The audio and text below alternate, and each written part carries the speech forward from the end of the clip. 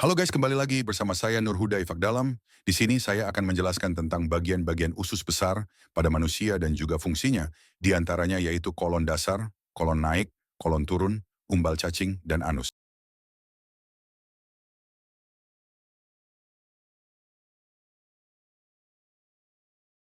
Pertama kolon dasar. Kolon dasar berperan penting dalam pembentukan dan penyimpangan, sementara feses sebelum dikeluarkan melalui proses buang air besar. Kolon dasar berfungsi sebagai tempat penyimpanan, sementara feses sebelum diteruskan ke rektum.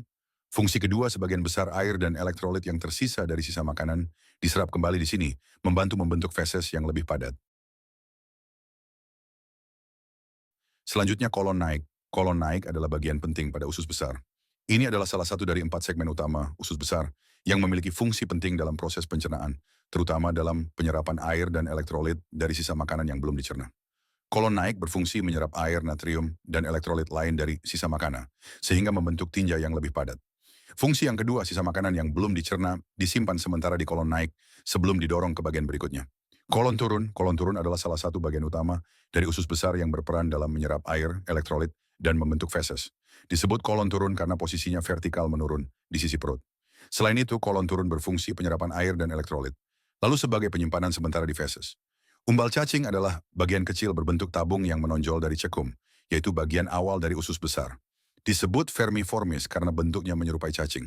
Umbai cacing berfungsi ketika mikrobiodata usus terganggu akibat diare atau infeksi.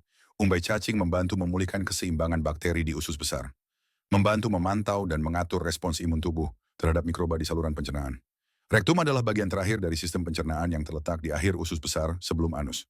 Rektum berfungsi sebagai tempat penyimpanan sementara untuk feses sebelum dikeluarkan dari tubuh melalui anus. Anus adalah bagian terakhir dari saluran pencernaan yang berfungsi sebagai saluran keluar untuk feses dari tubuh. Letaknya berada di ujung bawah sistem pencernaan setelah rektum dan bertanggung jawab untuk mengontrol pengeluaran feses yang sudah disiapkan oleh usus besar.